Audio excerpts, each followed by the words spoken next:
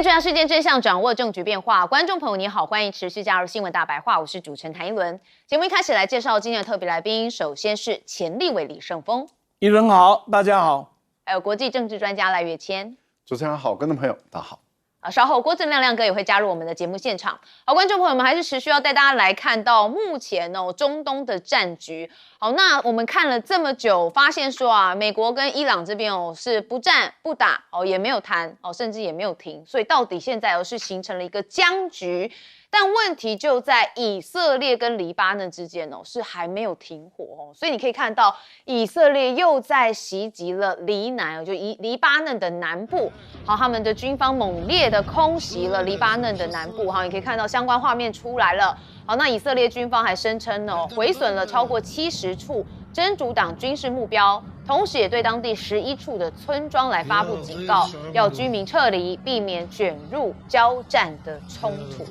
好，那目前呢，黎巴嫩的真主党也同样释出了影片。好，那这段影片呢，其实包含的是自杀无人机命中了一辆以色列梅卡瓦4型的主力战机。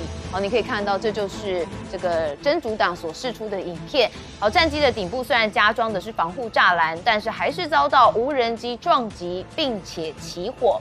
好，那甚至真主党的无人机操作员也不再盲目的行动，他们现在是精确的用选择性来攻击目标，也就是预先会侦察营地，然后仔细的选择目标。那大家就好奇说这个真主党以低成本自杀无人机让以色列的部队现在似乎好像是无从应对了。所以呢，以黎的战争还在打所以中东其实还是蛮乱的好，那以色列的总理就特别讲说，为了本土化弹药生产，未来10年以国防预算追加3500亿的新谢克尔。好，我们先看到这是纳坦雅胡的说法啦。他说针对黎巴嫩南部地区以军部队遭遇到真主党无人机袭击增多的情况，所以他们要追加国防预算大约是3500亿新谢克尔那大约是3.76兆新台币。好，启动反无人机的专项计划，那同时也向美国来购买2支战机中队，包含 F-35I 跟 F-15IA 好，那以色列国防部说，这个案会纳入了长期战力的这个规划，目标是要维持未来的空中优势。那大家就好奇以色列面对无人机好像把不法懂那转身还是得向美国的川普求救。那我们要看到是以色列跟黎巴嫩没有停火，那川普现在跟伊朗的状况又如何有人说他又放话了懂王什么都懂他现在对于伊朗就结束战争进行了非常正面的讨论。好，我们来看多正面他就只有讲啦，说美方官员就以结束导致中东动荡战争的可能步骤跟伊朗进行一个非常正面的讨论。好，那当然伊朗也正审议美国的方案对于14点提案所做的回应。那这是伊朗外交部发言人说美国已经透过巴基斯坦方面对伊朗的14点提议做出了回应。好，伊朗方面对此也在进行审议。那现阶段谈判不涉及核问题。那有关伊朗承诺在赫姆兹海峡进行扫雷的说法，他也正式宣告是捏造的。他说伊朗不会接受在最后通牒或是强加的期限下面来进行任何的谈判。好，所以你可以看到川普对于这个伊朗提出来的方案当然没有特别的解释，但是他有说他觉得不乐观一开始但是后来他说这个伊朗的新提议我这个审视研究过之后是不可接受的他说他已经研究过这个新的提议，那已经研究过所有的一切这些都是不可接受的。好，那这14点提议伊伦稍微看到其实跟过去伊朗提的也没有差太多。好，那当然过去不可接受，现在美国也不会接受，所以还是持续僵局难解好，所以呢目前就要看到说赫姆兹海峡还是一个非常核心的关键那目前不护航也不解封，那川普撤离赫姆兹船只细节曝光他们现在有一个新的计划。好，这个川普宣布的计划叫做自由计划行动，要协助受困船只撤离赫姆兹海峡。那美国中央司令部随后也宣布，从4号开始要派遣驱逐舰，而且还要出动1.5万名的军事人员来支援这个项目。目标就是要恢复赫姆兹海峡的航行自由，同时将继续维持海上封锁。好，那漏等大家就说，一伦，你可以帮我简单的解释一下自由计划到底是什么也就是美军要把海峡内的商船护送出境，但同时又要拉起封锁线，不让伊朗的物资进出交易。好，简单说就是这样好，那当然我们也看到一些航机图发现很多的美国空军的加油机在中东上空来作业，大规模的空运物资、部队还有装备都到了中东地区。那很多人认为这还是一个讯号。那川普现在也宣布协助船只撤离赫姆兹海峡，伊朗这边有做相关回应这是议会的国安会主席，他蛮强硬的，他说美方任何干预赫姆兹海峡海上机制的行动都会被视为是违反停火。好，那到底会不会一触即发呢？那现在呢，伊朗也发布了一个 AI 影片它展现了一个蚊子舰队，我们来看一下就是成批的舰队那当然就是这是 AI 影片但是它要展现的就是他们有这样子的能力在秀肌肉放话表示说这是川普的自由计划会面对的挑战。好，那伊朗的油轮现在躲过了美军的封锁，突然现踪在亚洲这国的外海说载着190万桶的石油神隐了1个月。好，那这一艘油轮呢，一轮查了一下是伊朗国家油轮公司，叫做巨大号。它3月20号其实就消失了因为他们说关闭了 AIS。好，那1周前其实被发现在斯里兰卡海这边被目击。那有人说它正通过的是印尼龙目海峡，所以有人觉得你这个美国说要封锁，人家伊朗的油轮还是躲过你的封锁慢慢的开往亚洲的外海。那当然现在整个局势真的好难解连一轮有时候看了都不飒飒，都不知道接下来会是什么情势发展了好，但是我们可以确定的是，以色列没有放弃，要继续的来攻打黎巴嫩南部。我们先问亮哥，川普这个坦白讲，这个计划内容不详了，大家就在问说，那是不是美国要提供护航结果川普刚刚大概3个小时前说会，那事情就大条了。请问你怎么护航？那你军舰是不是要先突穿过去，然后到里面才能够把波斯湾的船一艘一艘带出来嘛？对，没错。不然你怎么弄？那进去的军舰可能要不少不然怎么护得住？而且伊朗在霍姆兹海峡可以提供的攻击包括水雷啦，包括微型潜艇啦，包括飞弹啦，包括无人机啦，可能还包括监射的飞弹，所以我不知道美国如何保证安全呢？就是人家即便不敢打你军舰，也可以打油轮啊。那有人敢跟他出来吗？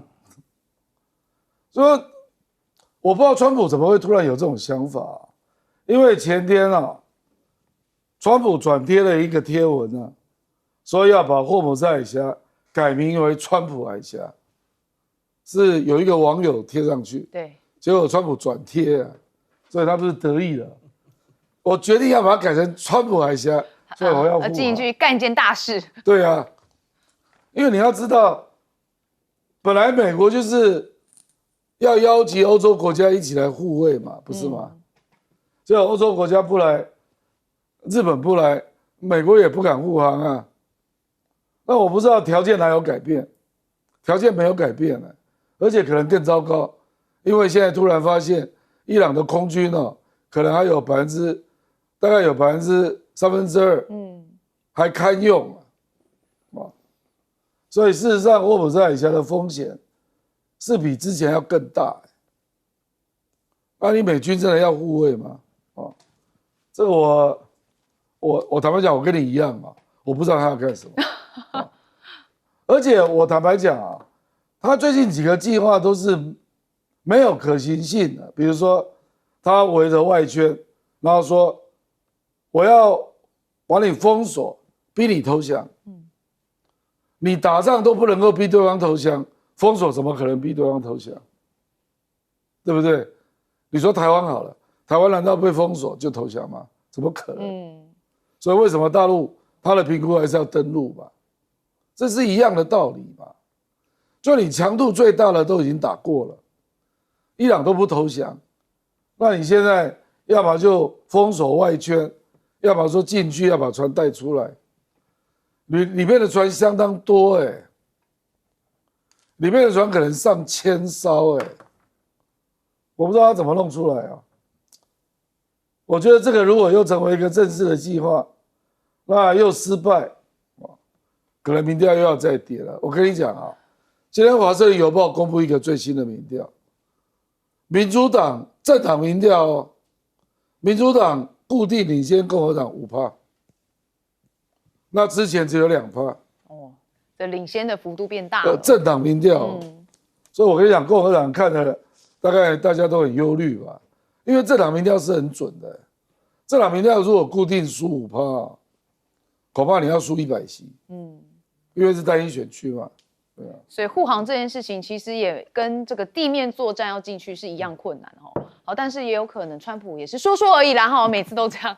艾教授怎么看？川普确实是变来变去，因为他5月3号很长的一个发文是强调不护航，是引航。5月3号，对，他是说引导你航行出来，他没有说我的军舰要去穿越赫尔木兹海峡，因为到今天为止，美国的军舰不敢穿越赫尔木兹海峡，为什么？因为风险太大，被打到的可能性很高。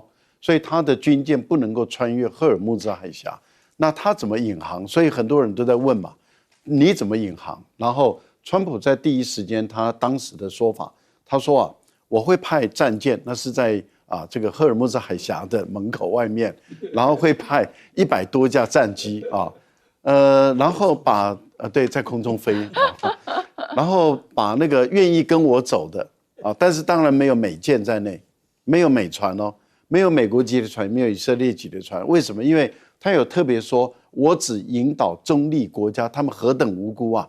何等无辜！因为战争不是他挑起的，他也不是战争的当事方，结果呢，他们却被卷入这一场战争的后遗症，所以他们缺水、缺粮食，他们饿得不得了，都被困在船上，他们很可怜。我基于人道主义的关怀，所以我要引导他们出来。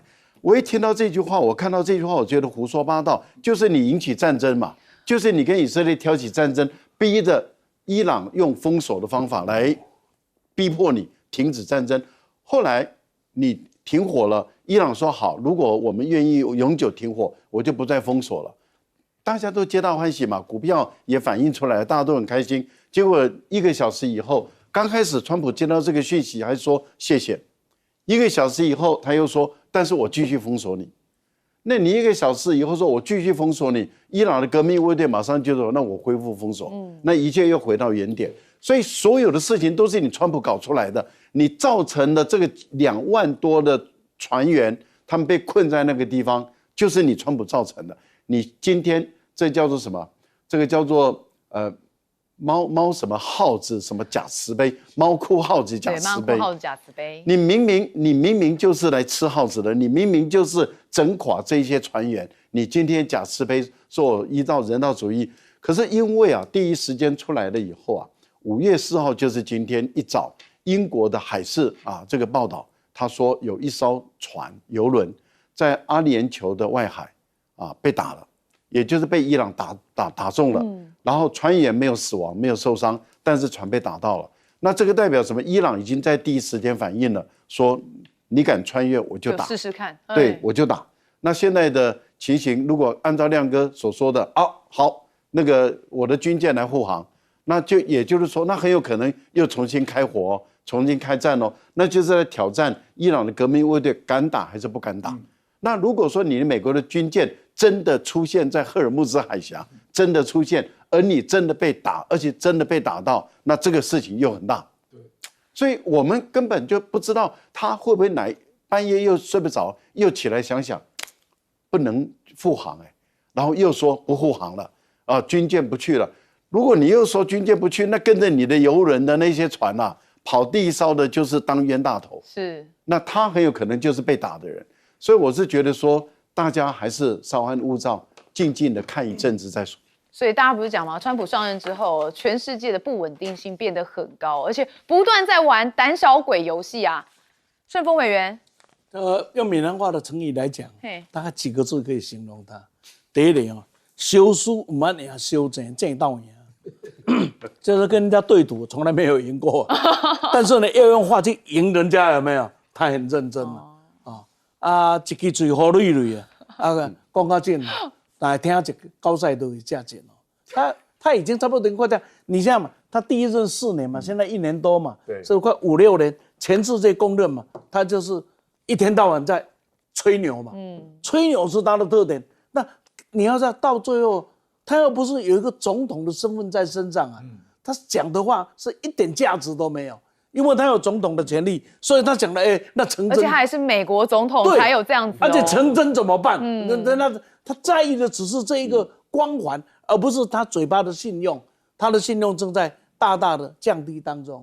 那到底会不会停？我跟你讲，这一场是很诡异的，双方都想停，但是双方的条件通通鸡同鸭讲，都想停。你说伊朗想不想停？想死啊！川普想不想停？怕死了，一轮也很想听，那都这样听。可是呢，那个条件呢，就是什么？所以我的形容叫做死不了了，也活得难过啊。这你说美国会死吗？也不会。你说伊朗就死了吗？也不会。但是活下去，两边大家都很难过。所以说今天这样出现了一个现状，然后再来看看这双方进行的过程。除了以前我讲的这一个极限施压啦、巴扎式的和谈之外，在另外一个角度形容，你会看到。更能够了解，一个是重兵存在那里呢，用快节奏的重锤要把它锤下去。问题是，唰啊，到这里就停下来了，因为这锤下去不可收拾啊。就好像后不知道说，我派军舰进去护航，讲得很爽啊，但是真的锤下去，那又不可收拾。那一边呢是慢节奏的跟你打太极，这么到底要撸到什么时候呢？所以我们可以看呐，这个美国呢想出手出不了手，这一个呢。这个伊朗啊，想松口是不敢松口，所以两边都在等，美国在等伊朗的内乱，然后呢，伊朗在等美国的民心，就是投票不稳。那这场战怎么搞到今天这个样子？那是不是很奇特吗？因此呢，西方啊就开始，西方的视角就讲，这一场仗对伊朗来讲呢是短多啊长空，对美国的短这个呢。短空啊，长多，我不知道是怎么做下的决定，导致把它颠倒来看呢，还可能会更准一点。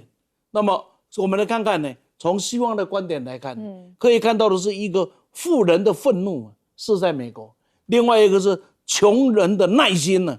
为什么？就伊朗来讲，过一天是赢一天哦，伊朗是过一天赢一天，可是对美国过一天那个 deadline 有没有？这要选举的那一天是摆在那里，是不能动的。这就是双方目前存在一个极为荒谬、诡异的一个情况真的很诡异哦。一轮解体天来说，5月1号应该就可以出现一个转折，或是我们可以看到有一个下一局的发展。结果现在好像还是一样而且川普又开始放话了。我们休息一下，等一下回来继续谈。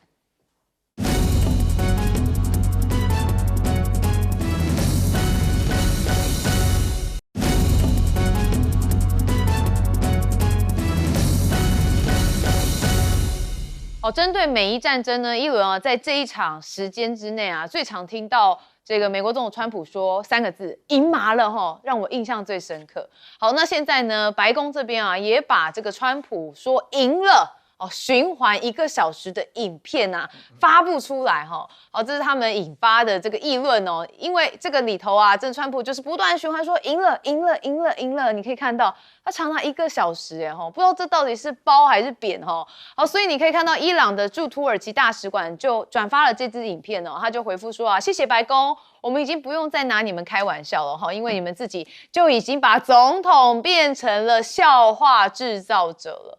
好，那现在有美国网友甚至还说伊朗伊斯兰政权还不断的利用 AI 来嘲讽川普。好，我们看这个 AI 其实呢就是嘲讽川普那当然旁边就是川普嘛很像巨婴好，那塑造成一个巨婴的形象在那边摆人偶这个士兵的样态。那另外一个坐在沙发上的是谁？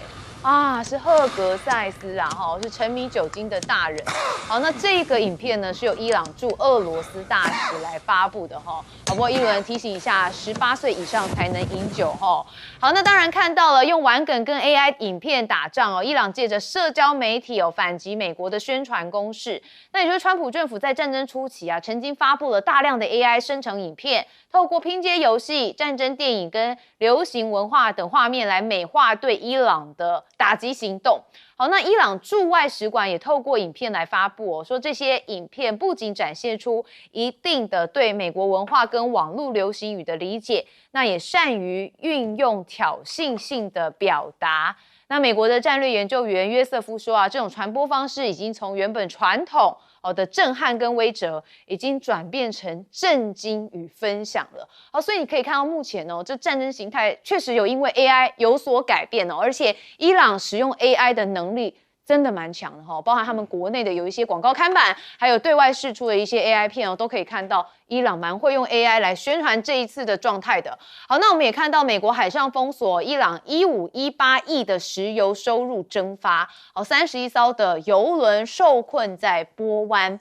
好，这是美国五角大厦的估计说由于美国在毗邻赫姆兹海峡的阿曼湾来实施封锁，所以有31艘载运5300万桶的这个伊朗石油的油轮受困于波斯湾，那价值大概就是新台币1518亿元，那其中的2艘还被美国给扣押了。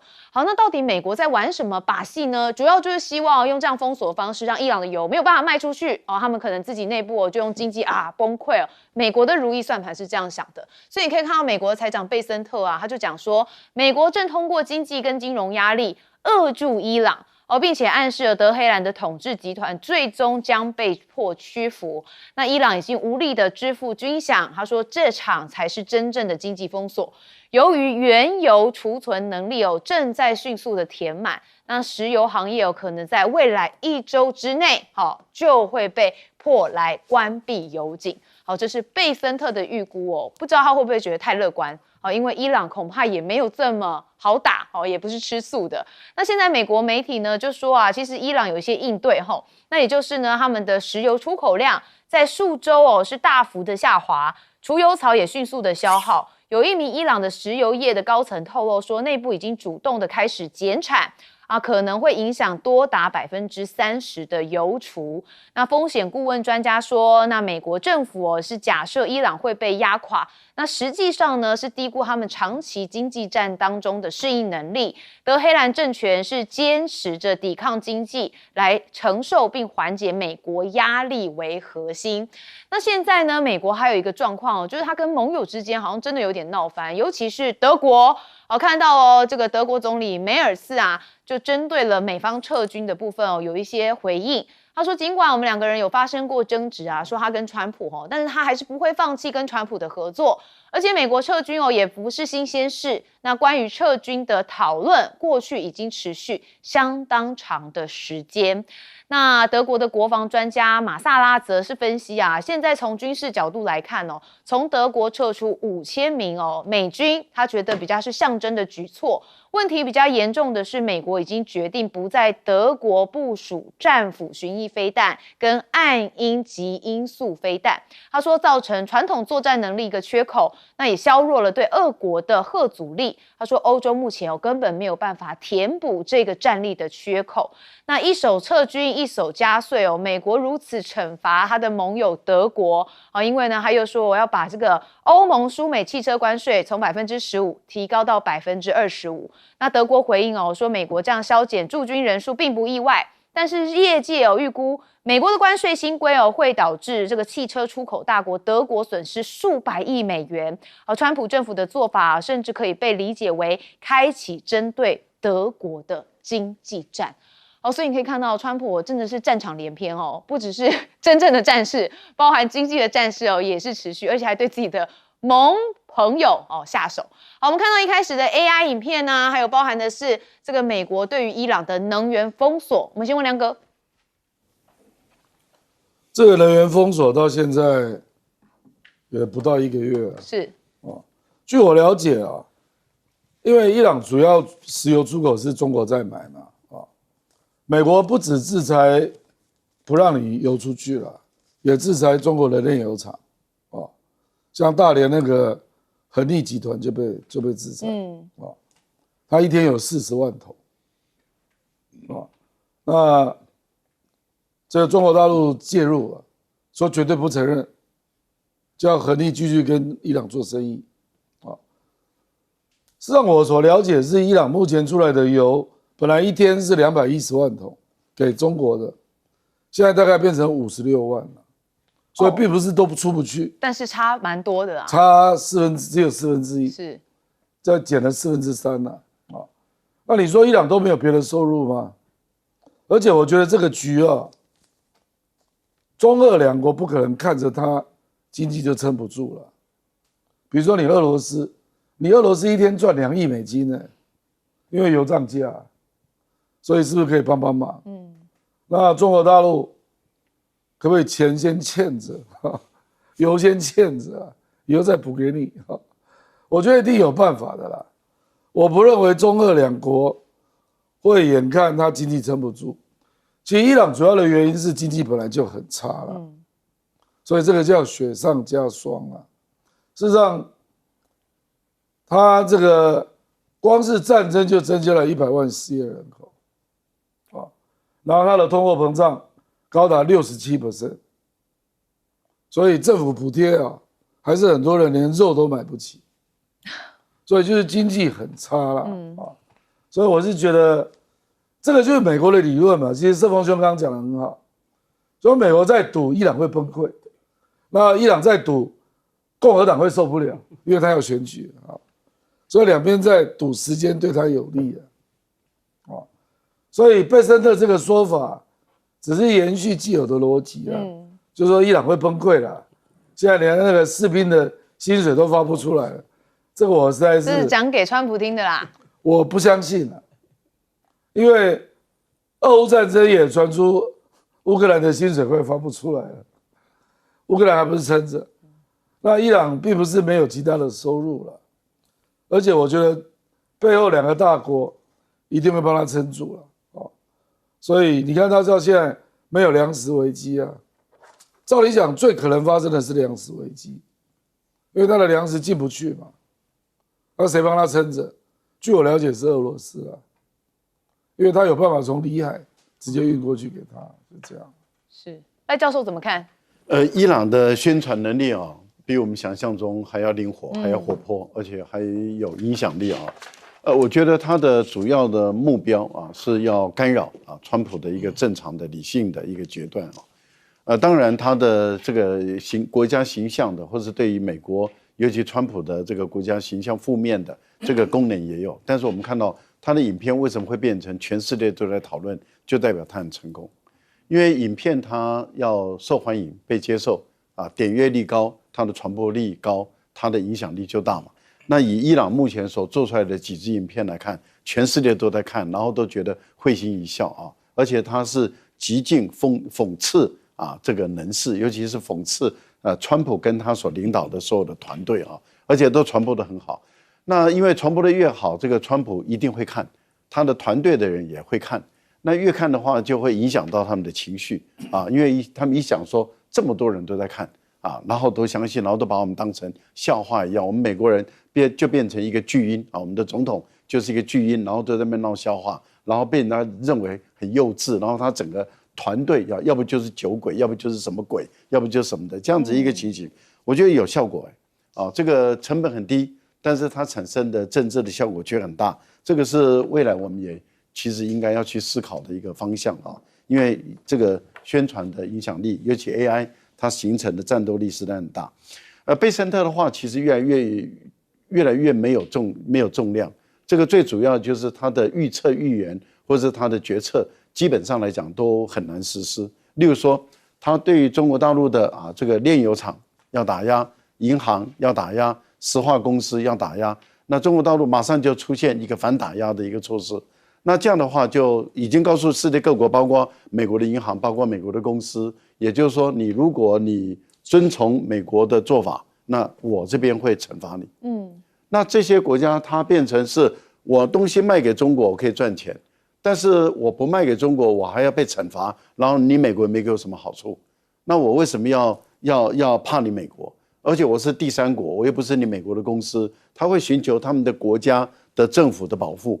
那这些国家政府就要透过外交磋商去给美国政府施加压力。所以我觉得中国的这种反制的措施会让美国越来越孤立啊。那德国的驻军啊，我觉得德国其实是暗爽了，真的，因为一个国家驻守这么大军在你的国家，你变成是次殖民地哎。那德国现在是欧洲第1强国，经济第3名哎，它超越日本成为经济第3名，在欧洲是排名第1，8、9千万人口的大国，工业化的大国，结果是次殖民地。那你觉得对德国人来讲的话，川普想要走，他其实暗爽。所以你看，没有一个人留哦，这点倒是很特别的。从总理到国防部长，没有一个人要留下美国大兵，都希望走光最好。顺峰委员怎么看？这个其实很精彩的，来看一下伊朗的 AI 啊，这个生成的视频跟图文的影响，这是某种程度的媒体不对称战争。西方掌握了所有的媒体话语权，从西方所传播出来的信息，带领了我们看这个世界。从这信息里面看到了美国的士兵是如何的高大上，是吧？从我以前小的时候我们看的勇士们，到了前几年我们看的变形金刚。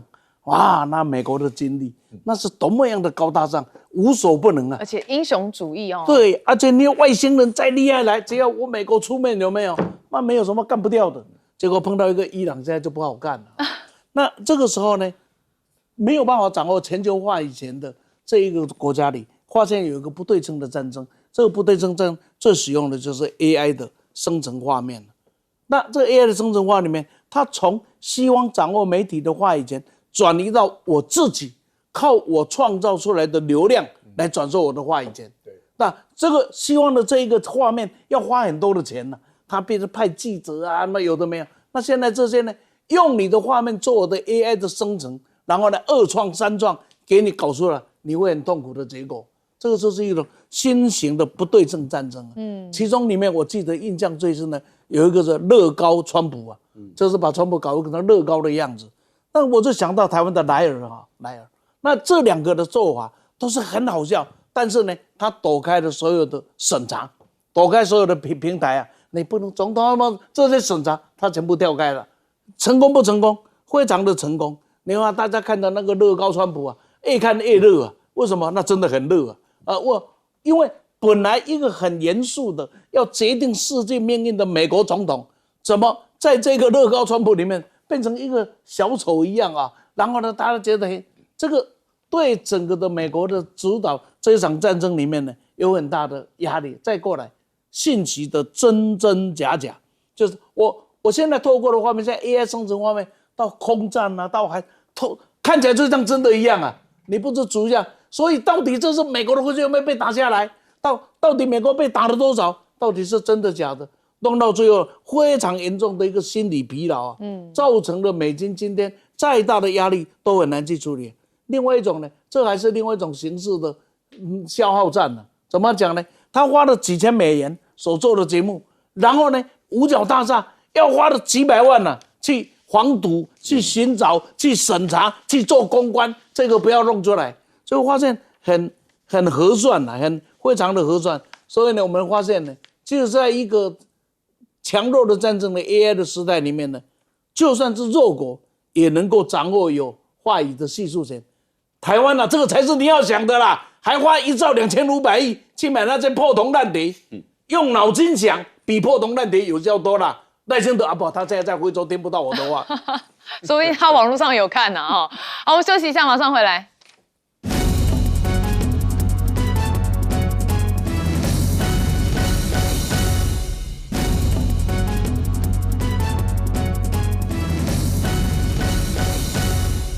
好，观众朋友，今天是5月4号，马上就要迎来的是川习会，好，5月14、5月152天，好，所以我们也看到美国的 C-17运输机已经降落到北京，那当然就是为了川习会5月中旬在北京登场来做准备。4月30号，美国国务卿卢比欧跟中国大陆外长王毅、美国财长贝森特，还有贸易代表格里尔以及中国大陆国务院副总理何立峰同日也通话了。好，5月1号，美国联邦参议员戴安斯率团访中。同一天呢，美国的军机、运输机也飞抵了北京，来进行川习会的前置作业。好，所以他们说啊，中美之间互动已经进入到了一个加热的模式。好，那我们看到这个戴安斯是共和党的嘛，好，跟川普麻吉。好，所以呢，中国人大国际关系学教授刁大明就分析说，戴安斯被视为共和党内部对华沟通，好，尤其是推动中美贸易、经贸领域对话关键的人物。好，其对于中国的立场相当务实，所以他来中国有助于继续稳定美中之间的关系。好，那我们要看到的是，中国啊，其实在伊朗战争的议题上面的立场，其实巩固了它全球的地位。好，一直以来我们的这个来宾都有这样子的讨论嘛，说根据盖洛普2025年民调结果，更显现了这样子的态势哦。主要就是因为中国领导层的全球认可度是36%。好，但是对美国而言只有31%。好，这是中国第3次在该民调当中超过了美国。好，那中国在中东战事保持着中立的立场，那鼓励透过外交对话来重新开放荷姆兹海峡。那北京跟海湾国家保持良好的外交关系，被赋予监督停火跟帮助伊朗战后重建基础设施的权利。所以呢，大家也关注到习近平现在采取的是慈善手段来解决国际争端，实践孟子格言仁者无敌，那从而确立作为全球领导者的一个地位。那 CNN 特别也讲说，美伊开打2个月其实世界几乎全输。中俄是赢家。好，那当然北京在这场冲突当中就属于一个比较有利的位置。那中东战火也迫使美国转移了部分的军事资产，那也削弱了美方在亚洲对中国的威慑力。好，甚至在中东地区大家对于美方可能也更不信任想说让你那个有个军事基地在我们这边，就我们还被打也有这样的感觉。好，那我们就要赶快回到第一岛链来看看日本因为现在川普不是马上要去北京吗？日本其实打的如意算盘就是干脆川普你也来一下我们这里啦好，就是希望他可以再度来到日本。好，那当然日本跟韩国也加紧靠拢希望能够稳定双边关系的高层会谈。好，那高市早苗是不是生怕被美国抛下，所以呢有人觉得他开始情勒川普了？但是呢自民党还是有高层他是西村康稔是闪电访陆，那也就想说是不是因为去年11月7号台湾有事的言论之后，现在希望跟中国大陆要有破冰融冰呢？好，最后我们看到的是美国无人机现在中国掌控了无人机的供应链。美国媒体说关键零件真的遭到垄断，美军3战恐会落败。好，那赫格塞斯好像很担心被川普开除，所以有人说他在军中是用史达林式来清洗五角大厦，他的处境陷入了孤立。那还有赫格塞斯呢，批评声浪真的是越来越高涨。华邮就有报道了，那有不具名的官员说他现在出现一种近乎偏执的焦虑，担心随时会被川普 fire。他确实该担心因为他说的话都是在逢迎拍马那川普又不是笨蛋，总会有一天发现事情不太对吧？好，亮哥怎么看？其实盖洛普这个民调2个都不算高啦，36、31这刚好看出国际局势的不稳定。其实中国大陆是-1可是问题是美国是-15减的幅度太大了。对，-15所以你才会掉到31。美国本来是46本来是遥遥领先的，所以我觉得盖洛普的民调这总骗不了自己吧，美国人自己做的那为什么会这样？就是你川普从去年11月17号发布那个国家安全战略报告之后，你就是一个完全不可靠的伙伴嘛。你像说西半球，我其他都不管了，那不会在世界发动任何战争。结果你看他打了多少战争？从这个委内瑞拉打到伊朗，那听说下一个是古巴。古巴啊，你不是说不打仗吗？所以我是觉得主要是可信度急剧的下降了。其实赫格塞斯也是同样的问题。实际上，美国现在已经有人在讲，说赫格塞斯对美国的威胁可能远超过其他国家。啊，防长对美国的威胁超过其他外国了。哇，已经有人这样在讲话了。Amazing！ 你去看那个《大西洋月刊》，还要去爆料，说那个范斯嘛，他是美国的主谈者，开闭门会议都在骂他，说他对川普都报喜不报忧啊，那给的讯息都是错的。那川普呢，对外讲话就传达了错误的讯息。简单讲就是对美国高估，对伊朗低估。赫格塞斯讲的话都是错的，比如说赫格塞斯在3月初啊，帮大家回忆一下，说伊朗的制空权已经被摧毁了，对不对？对，3月初啊，结果后来发现伊朗的空军还有2/3，这差得够大吧？啊，那3月下旬的时候说，伊朗对荷姆斯海峡的攻击能力已经近乎零，这个都是海格塞斯讲的，结果现在没人敢过。伊朗的海军啊，还有快艇啊，所有的战力都还在。哦，那赫格塞斯还讲了一句，说伊朗的飞弹已经快用完了，有我记得，结果现在将近70%。然后他又说，我们美国的飞弹无止境的供应，就那个 CSIS 智库出来爆料嘛，说已经耗掉了1/2。所以你想一想，有这样的国防部长，你还需要敌人吗？敌人就在本能寺啊。那你还导致，因为川普不可能去读军事的报告嘛，所以他的消息都是来自他，造成川普对情势的严重误判。但是川普也没把他换掉啊。时间还没到了。OK， 我认为民主党早晚会在国会开听证会了，那个时候时间点就到了啦。而且民主党一定会把他当作主要的对象，他们认为会得分啊。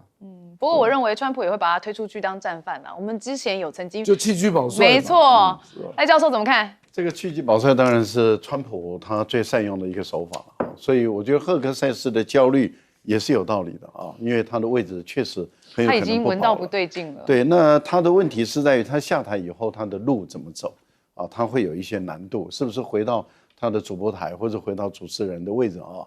那这个也都不知道的啊，因为川普的团队跟这个福克斯彼此之间关系似乎也不是那么的友好。不过以目前美国的这些动作来看啊，因为这是2大国的领导人要见面，所以这是比较严肃的事。我觉得以目前的先遣部队都是陆陆续续到中国大陆的这种动作来看，我觉得日期改变的可能性已经越来越低了。所以如期的在14号、15号，因为现在没几天了，今天就5月4号了哈。5月4号其实蛮重要，对我们来说。五四运动，不过在台湾好像很多年轻人都已经不重视了，也不注意了啊。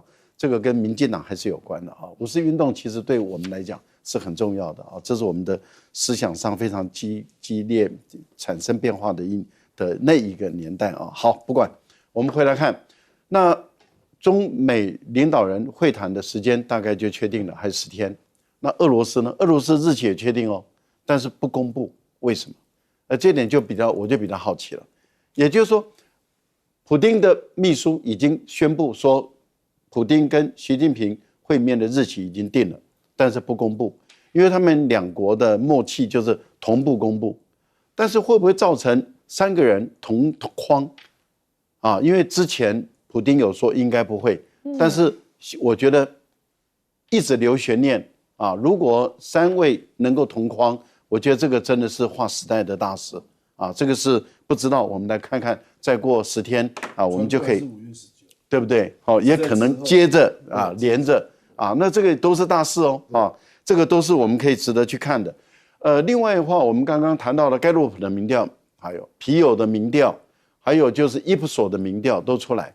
都是有关于世界大国的领导，因为我们都知道中等国家跟小型的国家对世界的支配权很低的，影响力、领导力也低。那因此一般来讲都是问的都是大国的领导力，影响支配全世界的中国大陆、美国、俄罗斯等啊。那俄罗斯现在已经靠边站，不可能了，所以只剩下2大国在领导这个世界，就是美国跟中国。结果我们看到现在全世界的信任度，中国大陆是高于美国。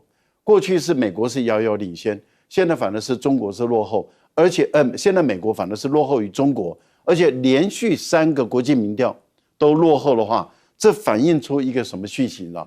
反映出一个儒家文化的儒家思想的外交政策其实是可实践的，也就是我们所谓的仁者无敌的这种。我们刚开始都觉得说，你怎么不像美国一样，就动不动就拿拳头，动不动就拿刀子？但是这种，我觉得以这种张力、这种耐力，然后这种耐性啊，然后一定要站在国际间的真理上的这种，而且要站在战争的正义性上。我觉得这个部分里面，反而这个政策是对的。还有人在炒作说，哎呀，这个日本的啊产经大象啊要到中国大陆，是不是融冰之旅？想太多了。他只是去参加 APEC 的财经首长会议，这是第一个。第二个呢，大陆不会像美国那样，主办国就把人家拒之于门外哦，还是会邀请。不过我觉得还是冷的，不会热的。好，顺峰委员，这样子啊，这个在有限的时间里面，我比较关心的是台湾了，因为这里面涉及到了，不管是中美台、中日台，台湾都在很危险的生活当中。5月中旬，全世界都公认台湾已经被放到桌上去了。假如呢 G2 再加1啊，这个1就是俄罗斯，这个基本上世界上大概就这3个大国会说了算，而台湾呢，正要摆在这个上面。我们只要去看一看，贝森特跟何立峰干嘛谈那么多次？只是谈关税吗？谈关税太简单了吧？所以从马德里会谈之后，就一谈2国在进行框架式的协商，现在又谈了一个东西出来，是希望呢中美会有一个叫做中美这个贸易委员会。那我就问一个问题：中美贸易委员会要解决，对美国来讲还有一个重要的，台湾的半导体算不算里面？那假如台湾的半导体在里面，这个中美的贸易谈里面，那台湾又是什么东东呢？请各位想一想，这都不是开玩笑的事啊。那我们再来看呢，这个的中日里面呢，西川啊，这个党4亿，过去只有党3亿，现在又多了1亿出来选举对策委员会，过去没有的啊。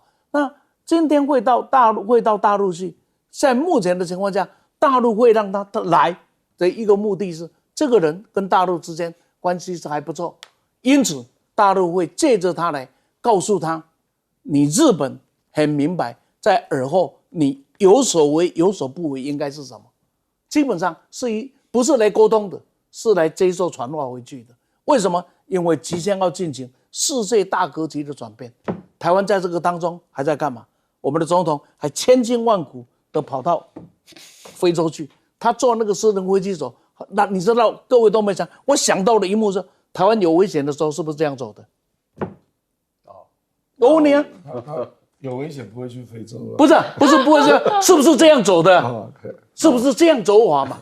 我问你嘛，不告知啊，不告而别。不，一个总统要出访这样子，而且用私人的飞机这样子的一个走法，这个非常坏的示范呢。那这个时候站在美国的角度来看，你这样的做法会不会破坏我中美今天的最高阶的会谈里？所以你是 troublemaker， 或者你是来协助我呢？站在台湾一路的靠美国的情况下，今天这样的做法是在激怒川普，或者在给川普加分呢？